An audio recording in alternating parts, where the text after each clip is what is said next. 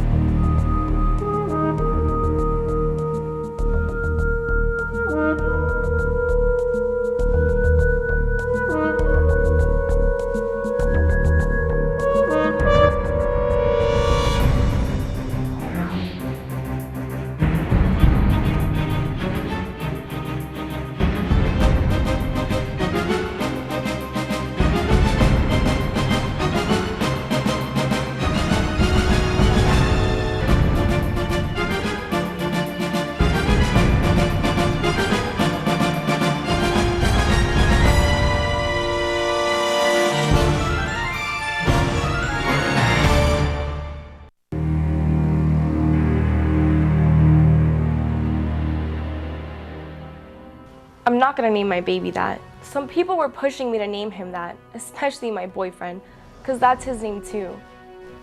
I really was thinking about the name before I had to stay here in the hospital, because they think that the storm is gonna make my baby come.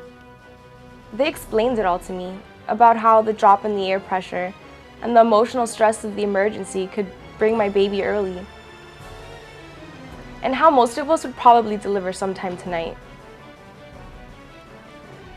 I'd really like to get it over with. Believe me, being this fat's no picnic. But whether it happens tonight or not, I'm not naming my baby after some nasty killer hurricane.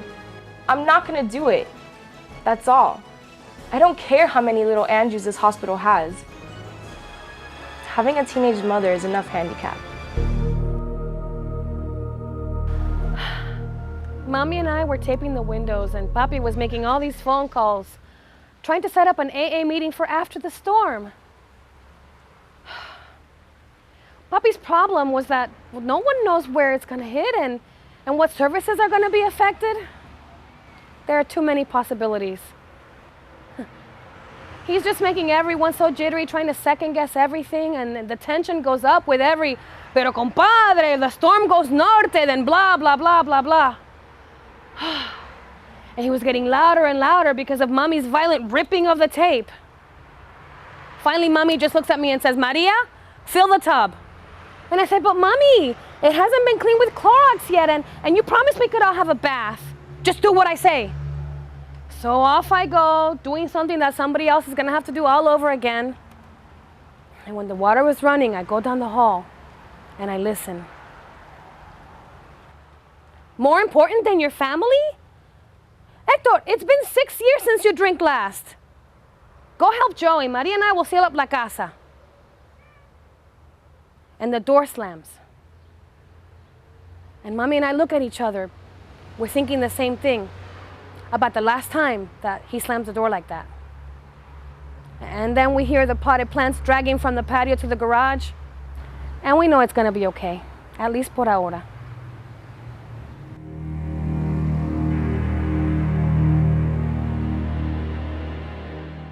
No, Peter, those dogs can't stay here. Sorry, Peter. I didn't mean, I know that was a low blow. It's just that you got me so crazy. What am I saying? No, of course, Peter, I know you're not crazy.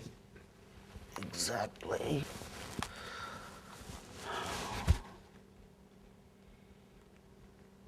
Look, Peter, this thing just kind of escalated, got out of hand. I don't mean to be inhospitable. I fully understand about Peaceful Palms not being able to cope with part-time patients at a time like this. Not full-time either? Well, what on earth do they? Never mind. Let's just stick to the current problem. I said I understood about Warren. No, he could not have known that his house would be in the middle of an evacuation zone when he invited you. But Peter, don't let your voice go up like that. We need to try and remain calm. Yes, I know the shelter won't take pets. They can't, that's all. Look, Peter, I'll stretch the point and take you and Warren, but he's got to do something about those dogs. Peter, I have hay fever. Hell, I have furniture. My mom's furniture. They would know, Peter. They call here every hour. Peter, listen to me carefully. 4 Great Danes are not going to spend the night in my parents' house. Sounds like a good idea. Try the church. Just give them a call. No, Peter, I do not know when the next practice is going to be. Good night, Peter.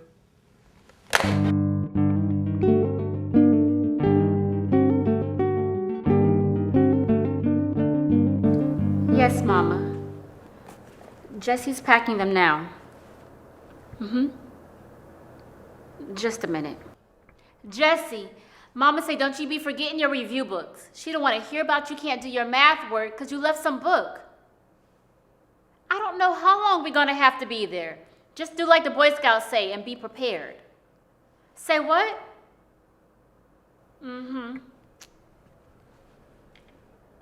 Sorry, Mama. No, I'm not going to be forgetting your extra insulin. I'm just waiting for the last minute to put it in the cooler.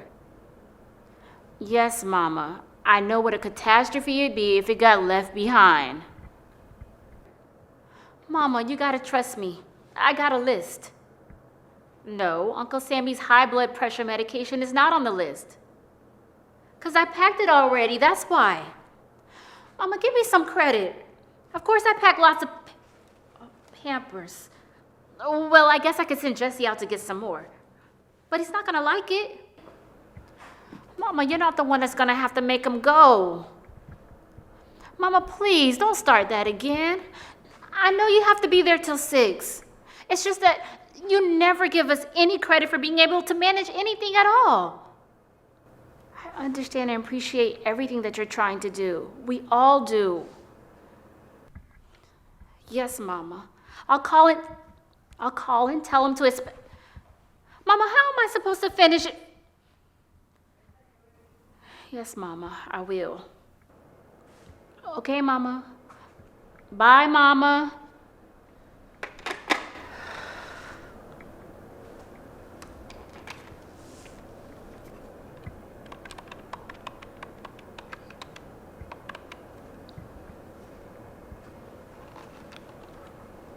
Hello? Roy? This is Wanda. Yeah, it looks like everything is beginning to get under control. Mama wanted me to tell you to expect us about 7:30 or 8. And Roy? She said to be sure to thank you for inviting us in. It would have been so scary staying here so close to the bay. Staying with you will be much safer. I know traffic's going to be a hassle, but at least we'll be safe. Besides, how bad could it be? Homestead's not that far. Bye.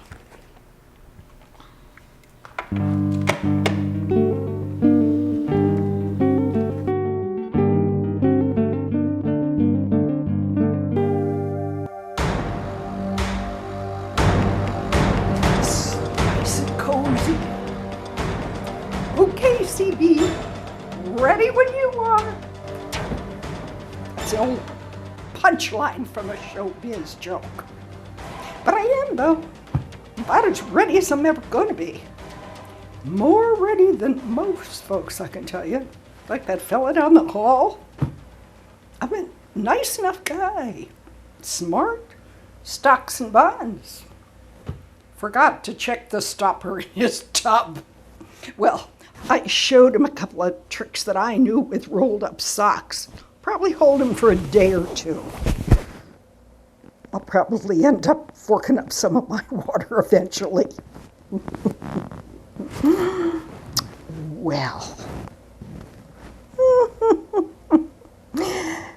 Then there's my children.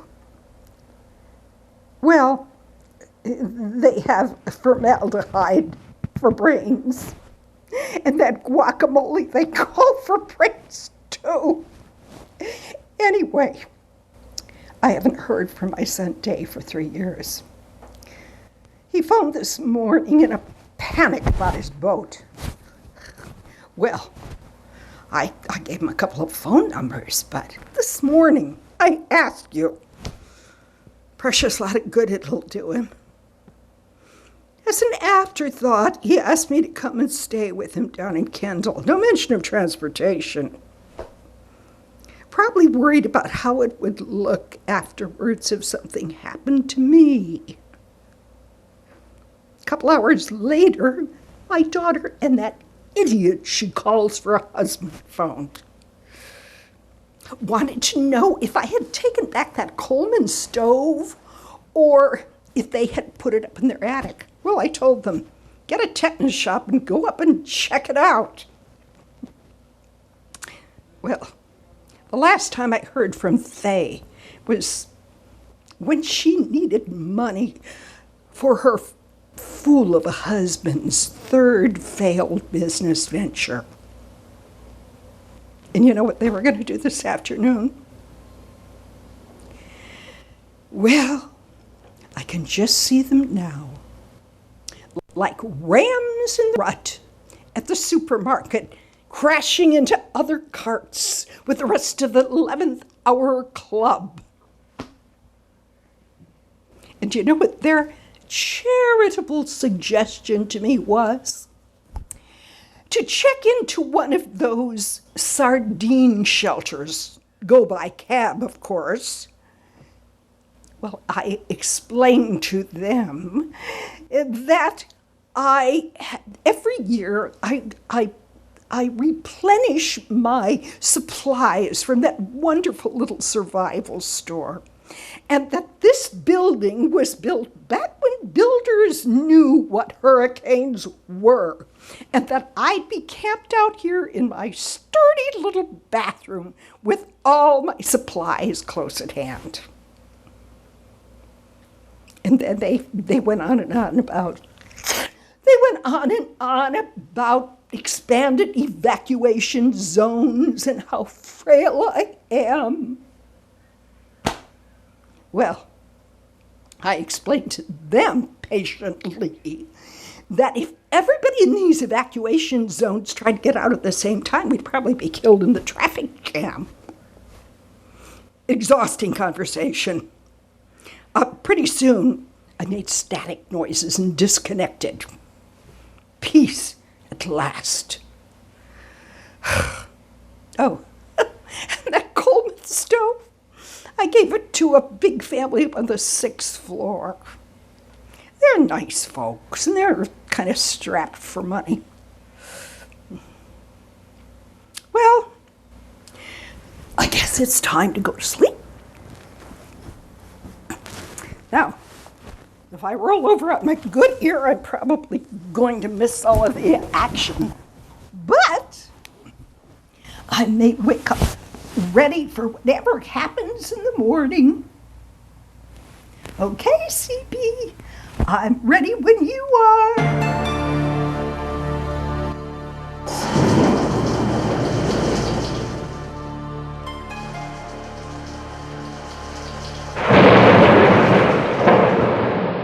Once upon a time,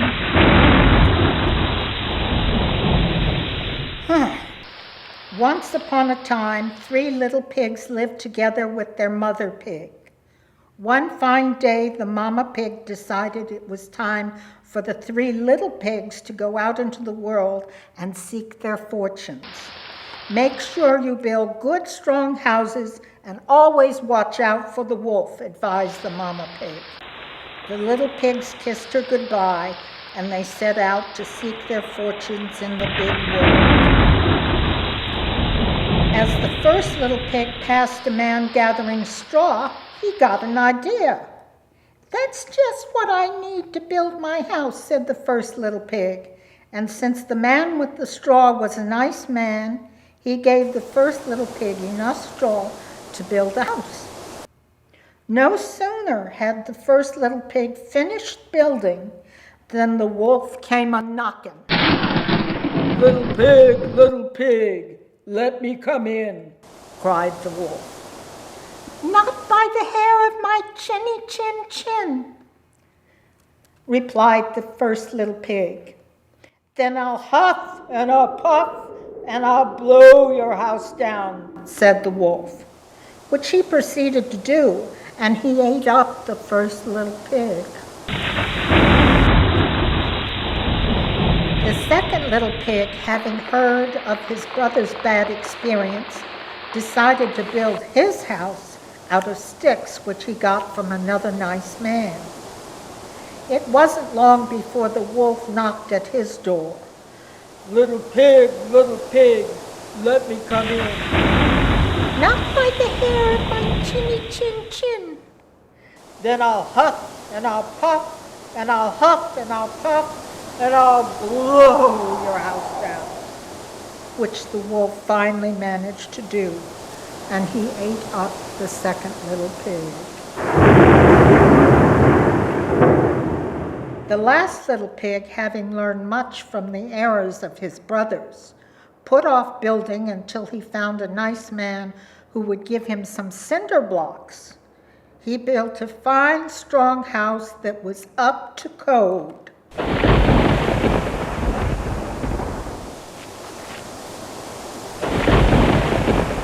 The third little pig was so sure that no amount of huffing and puffing would bring his house down that he confidently awaited the arrival of the wolf, feeling supremely secure in the durability of his superior dwelling. After all, he'd taken all the precautions, hadn't he? He even knew how the story was supposed to end. The only thing the third little pig didn't know was the nature of this particular wolf, who lifted weights and took steroids and didn't play by fairy tale rules.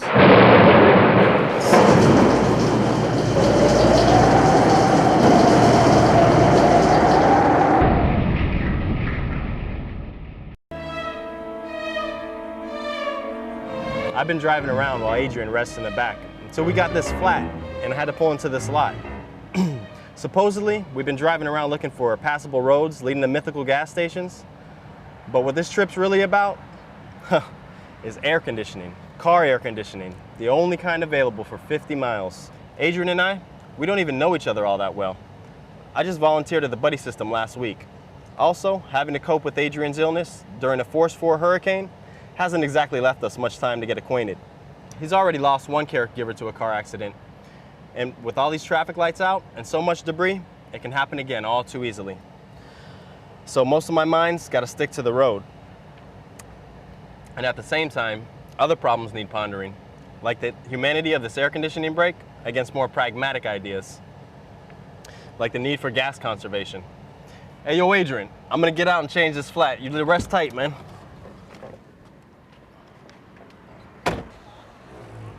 Most choices involved in caring for Adrian are on the tough side, a fact that this hurricane has most definitely cubed. For instance, night before last, right in the thick of it, Adrian's fever spiked, and I had to figure out the best way to cool him off without wasting a little water in the tub. Believe me, figuring out what to do was the least of it. But I finally managed to prop him up on the edge of the tub and do some one-handed bailing. I know, AIDS and recycling aren't supposed to mix, but there's no telling how long the water pressure will be gone.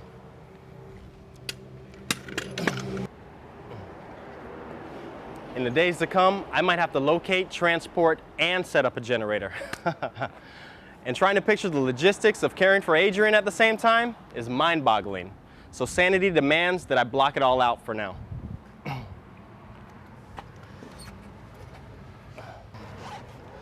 You gotta think ahead,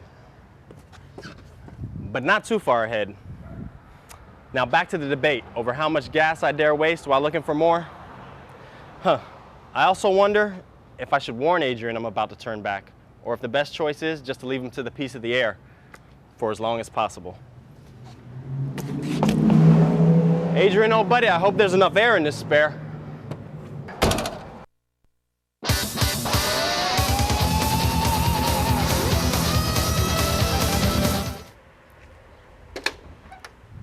Coming back from Orlando, my family really got into it. The trouble started over a discussion about which tape to play. Everybody OD'd on Andrew news. Traffic was major gridlock. And my little sister was really becoming a pain. I mean, there wasn't an unbroken toy in the car, and the last cow was counted 20 miles back.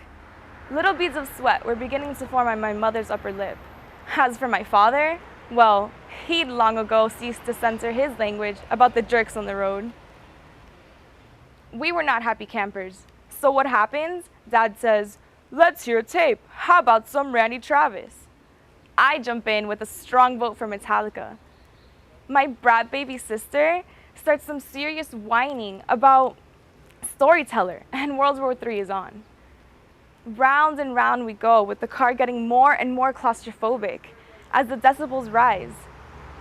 Then, my quiet, self-effacing, peace-at-any-price mother does this incredible thing.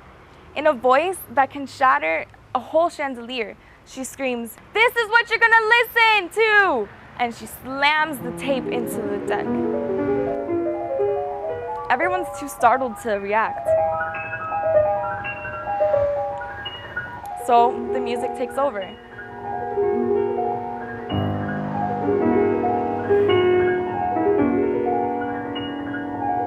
And for one glorious half hour, everyone sits back and listens to Debussy. Nothing else matters. Not the traffic, or the rain, or even being overcharged at the motel. Not even the fear of what our house is gonna look like when we get back. Just the soothing, healing droplets of sound. I think Debussy should be required listening at peace conferences. It really should.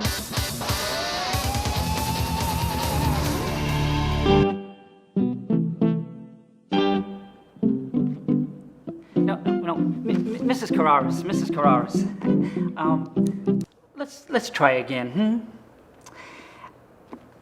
I don't think I heard you quite correctly. But before I ask you to explain it again, I just want to say that I think anyone who has the courage and humanity to adopt 4 handicapped children deserves all the help they can get. But We got to get one point straight, Mrs. Carraras. You see, the way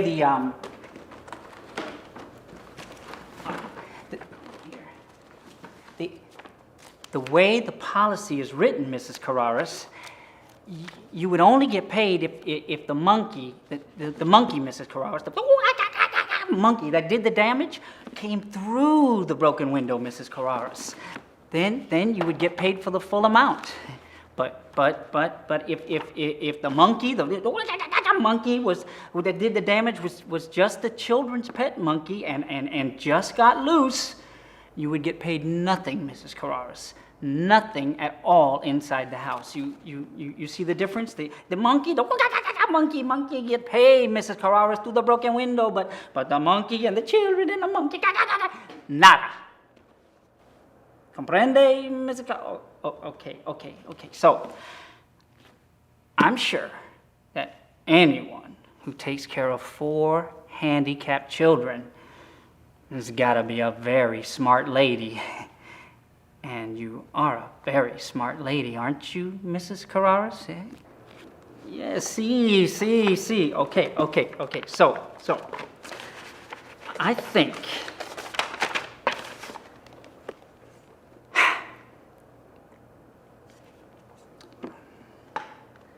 tell me, Mrs. Carraras, how did the damage occur? How did it happen? Okay. Yeah. Okay.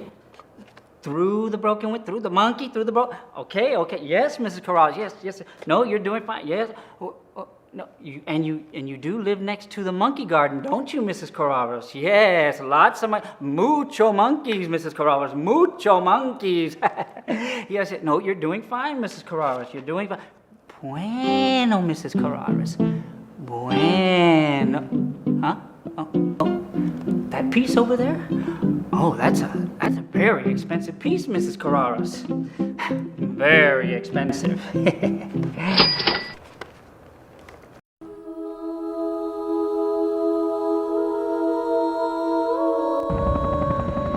Hi guys, want a party? Come on down. I got martinis. Shaker, not stirred. Or was that stirred, not shaken? Whatever. No ice, though. No ice, no roof. Hey, I also got these little plastic saber thingies with sausages, olives, 2 kinds, green and black.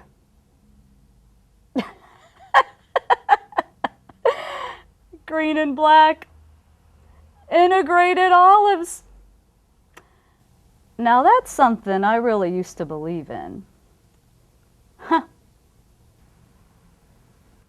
I was a wide-eyed, idealistic, socialistic, humanistic, every kind of istic teacher once. Funny how well it all seemed to work back then.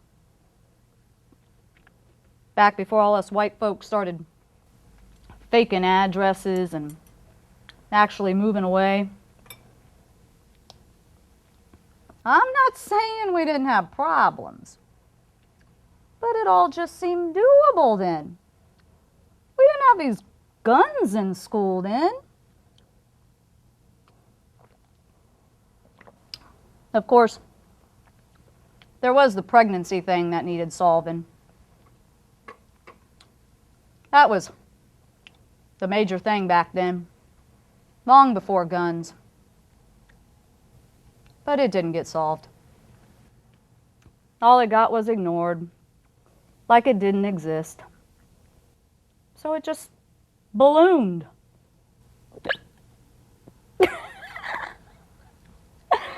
No pun intended.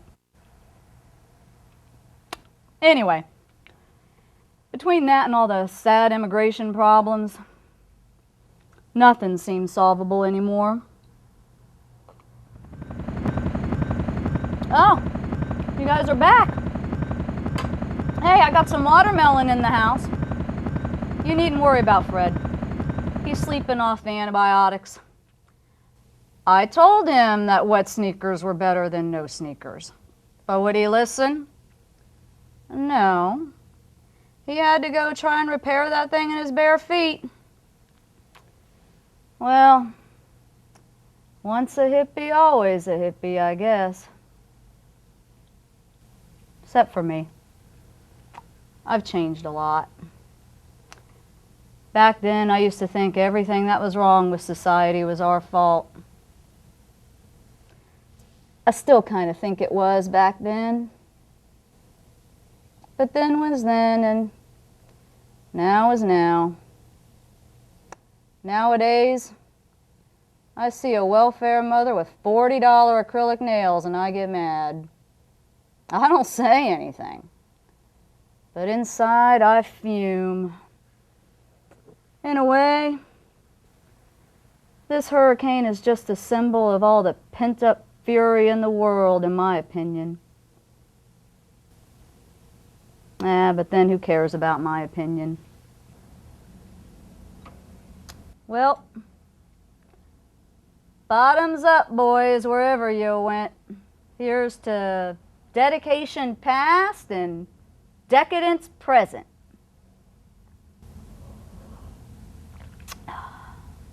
I sure used to love teaching.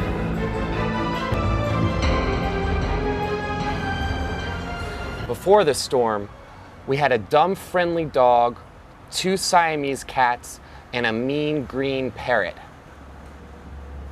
Now we don't have any pets. But don't get me wrong, that doesn't mean that there aren't any animals in the house. Now we have slimy things and crawly things and things with claws, like the sand crabs that get under the space in our couch. The first time we found one, we spent 15 minutes trying to coax it out. Then the second time, we poked it and swept at it with a broom. Then the third time, well, my brother is a quarterback. But there's one animal that my father has forbidden us to get rid of.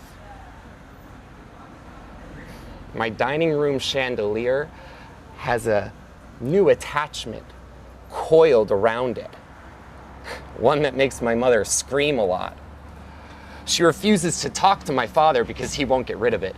He just laughs and says that it's our no trespassing sign. He made me take my grandmother's cut glass and all the important papers from the din and put them into the buffet next to the silver. Notice I'm the one that has to do all of this. He won't even get closer than the door. My father's pretty self-centered. I guess that's why he thinks that boa constrictor is such great protection. He says that I need to go out and find things to feed it.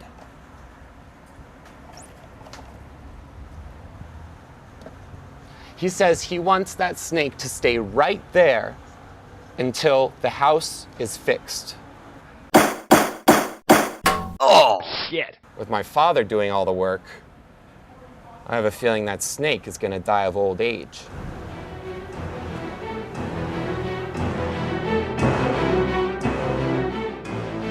My daddy says being prepared is the most important thing. He's always prepared. He has this big tank of gasoline in the garage because once, a long time ago, America almost ran out of gas because of the Arabs. Anyway, Daddy hates the Arabs. The gas tank came through the hurricane just fine. A big tree fell on our car so we can't drive it. Like he says, you can't always think of everything. Right now, Daddy's afraid of looters, so he's putting a sign up about shooting them if they come on our property. He taught me how to hold this here gun. It's loaded too. But he told me just to stand here. But if Jamie Rose comes this way, I'ma shoot her, for sure, for making the class laugh at me last week. Of course, Daddy don't know about that. Like he says, you can't always think of everything.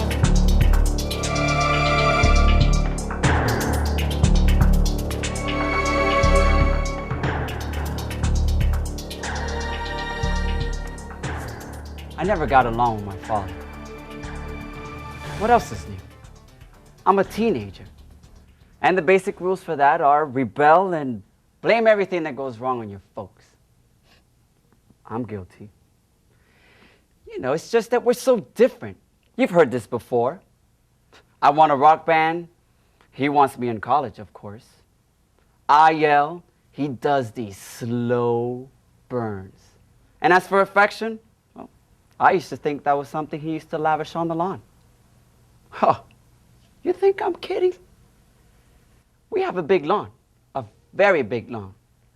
And all the time I was growing up, I used to be jealous of that damn lawn because every single Saturday he'd be mowing it for hours. You know what? Come to think of it, my sister, she was jealous of the freezer. But that's another story. Anyways, I used to actually accuse him of spending all that time on the lawn just to impress the neighbors. They have small lawns and could afford lawn services. So he'd look at me as if I completely missed the point and say, ask your mother to make me a glass of iced tea. Well, today is Saturday, day 6 Andrew time. And for once, my father is not out mowing the lawn. Why? Why? Because on day 2, when we came back from my grandmother's, we had no roof and only 3 walls. We all just stared. My mother cried. And my father, he hugged her for a long time. We all decided to do the silent walkthrough, and we headed back outside. My mother, she just stared in a daze. And my father, he just kind of patted her, and he headed for the garage. So I said, come on, Mom, let's go get the tea. And to my surprise, I got her to move. So I followed. 1 glass of 2-day-old tea and 3 precious ice cubes later, I got to see my father and his mower. And as I absent-mindedly took a sip of his tea, I decided that maybe college wasn't such a bad idea.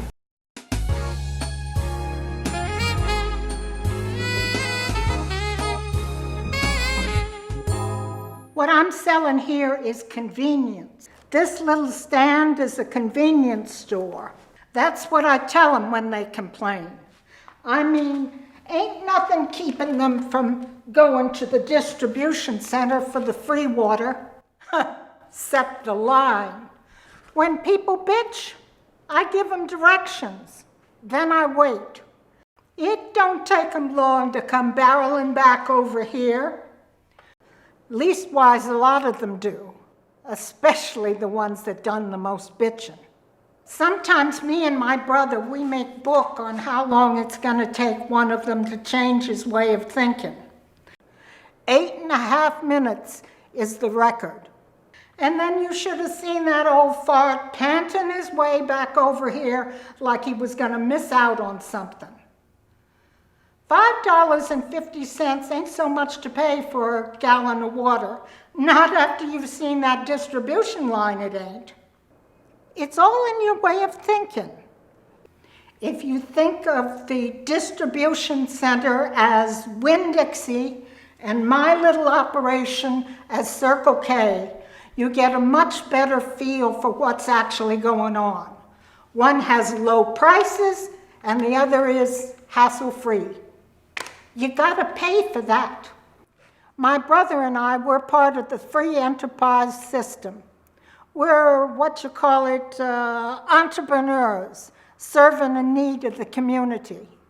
Some people fail to understand that, like that woman this morning with the twins.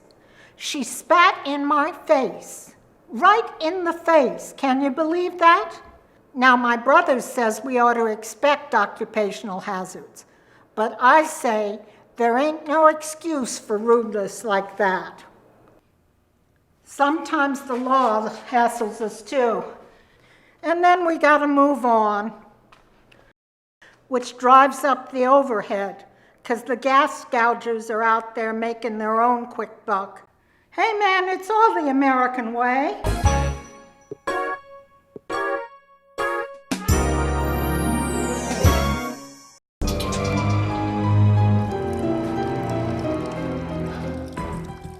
Sometimes I feel I'm being tested, as was Job in the Bible. All this rain just keeps coming more. When every time we try, comes more rain. Can't get nothing fixed. A man feels helpless, standing around holding this big pot. It'd be either that or much mopping after. My wife and sons stay in bedroom with other pots. My wife's mother in the kitchen catching other drips. I won't ever be eating spaghetti no more. Used to be my family's most favorite. But I spend so much time holding this old pot. I will never look at noodles ever again. You know, Luthers came and took all the best furniture, but they don't take this old pot. My wife's mother is diabetic. Our first big major problem was the keeping cold of her medicine. That and Pampers. Lines, lines, and more lines. Every day, more lines.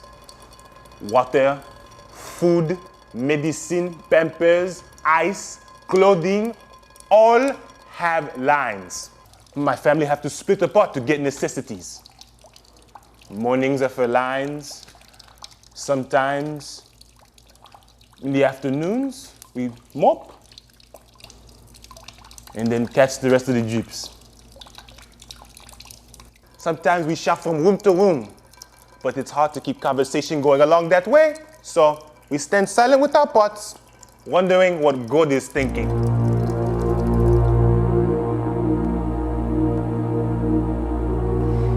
You don't know what it's like if you haven't been there. Not that you should go, no way. But if you don't have a really good reason to go down there, you should stay home and not mess up the roads.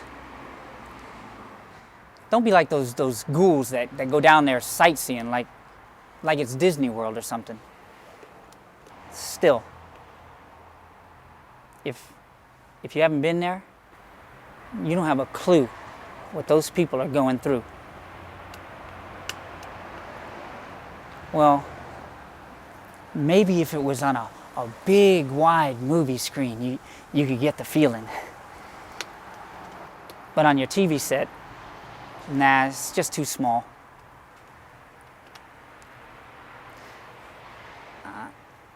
I'm in special ed classes at school. Well, my teacher says that my verbal skills are okay, but my math is bad. Bad. And I'm not really too good at a lot of things. Most of the time I don't feel too useful. Don't get me wrong, my parents, well, they try really hard and they're so bright. And well, it's just like that situation in Homestead. You just have to be there to understand. Anyways, getting back to talking about usefulness, see this? I'm a member of the Civil Air Patrol. I got a uniform, and I go around with the Army, and I'm getting ahead of myself. I always do that.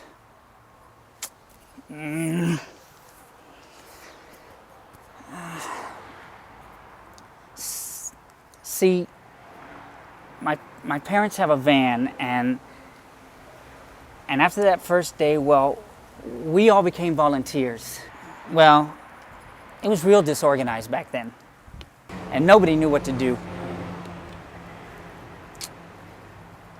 Even if all the signs weren't down there, you wouldn't know what to do anyway. You wouldn't even know where to go because nothing was working.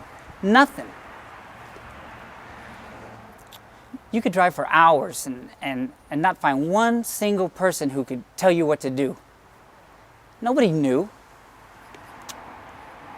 But when the Army came, oh, things ran smooth as peanut butter. And when they found out that I have a uniform, well, they let me really be a part of things. And my dad, they started letting him go and pick up important medical supplies and things for like preventing epidemics and emergency supplies like for the Red Cross and stuff. And me, well, I would still load and unload like usual, but well, the Army told us that we were part of the military presence. And when I was in my uniform and I would go around with the caravan and help unload, well, they said that I was helping to keep the peace. Yeah. I was preventing crime and making people feel more secure. Well, at least that's what the Army told me. Just knowing that's what I was doing.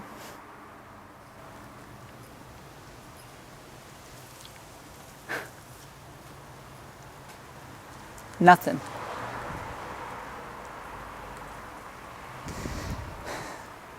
Nothing in my whole life ever made me feel so good.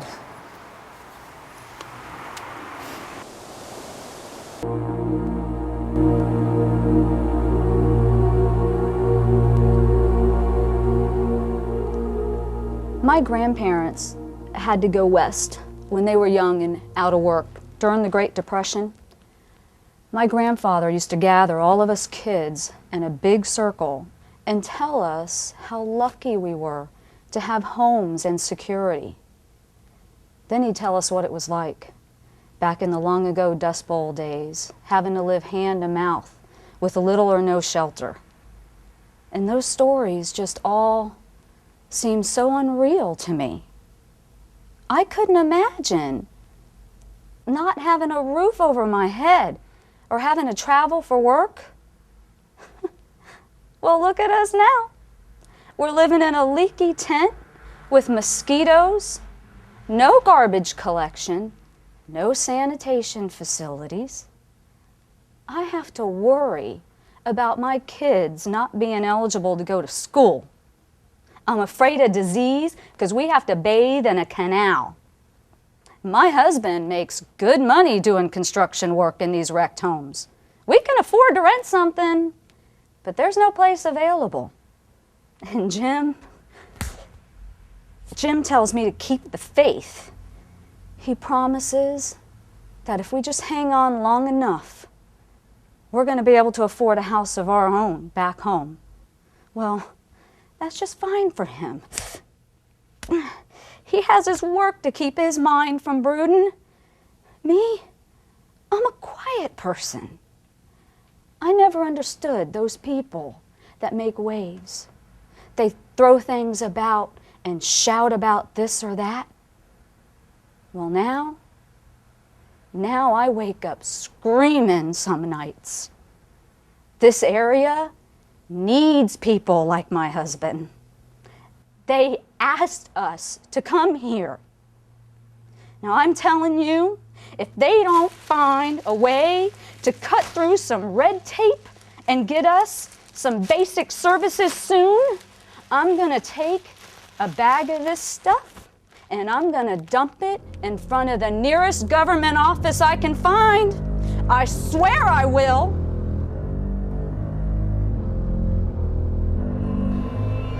There's lots of things the news don't tell.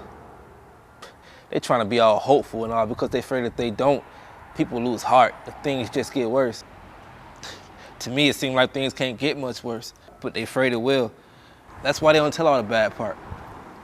Like what it'd be like to really live in one of these tents. There ain't no privacy at all. That's the worst part. The things people be doing at night, doing loud, it's not good for kids to know that much about. Yesterday, mama caught this trashy white girl doing it with my little brother, and he's only 9 years old.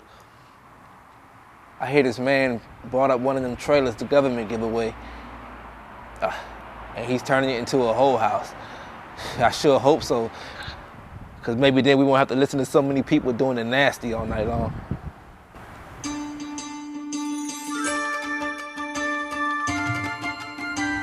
Hi, I'm Jenny, and my English teacher is Dr. Connor.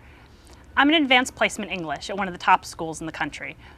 La-di-da, I know. But if you don't understand the backstory, you're not going to understand what I'm trying to say. See, Dr. Connor is a super qualified teacher, but he teaches high school instead of college because his mom's really sick and high school pays a lot more.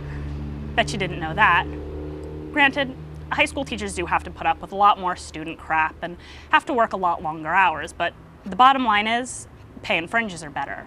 Now, Dr. Connor is really strict and critical, and he expects a lot from us. He hates poetry that smacks of sentimentality and poems like Wadsworth's Daffodils. He hates poems like Invictus and If. You know, those poems that end with, I am the captain of my soul and you will be a man, my son. Most of the class hates that schmaltzy stuff too. And me? I went so far as to write a parody of Joyce Kilmore's Trees. That's actually what I wanted to talk to you about today, this hurricane. I go outside and there's nothing green left standing. It makes me want to cry every time I look at the trees on their sides, their roots all exposed, knowing that they're going to die that way because nobody has the time or the money. I'm sorry, Dr. Connor. I know that you'll never understand this, but this is just something I have to do.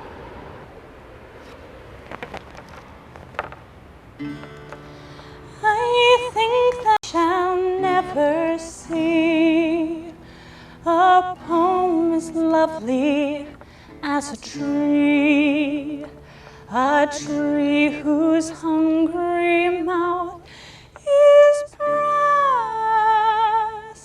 against the earth's sweet flowering rest, a tree that looks at God all day and lifts her leafy arms to pray. A tree that may in summer wear a nest of robins in her hair, upon whose bosom snow has lain, who intimately lives with rain. Poems are made by fools like me, but only God can make a tree.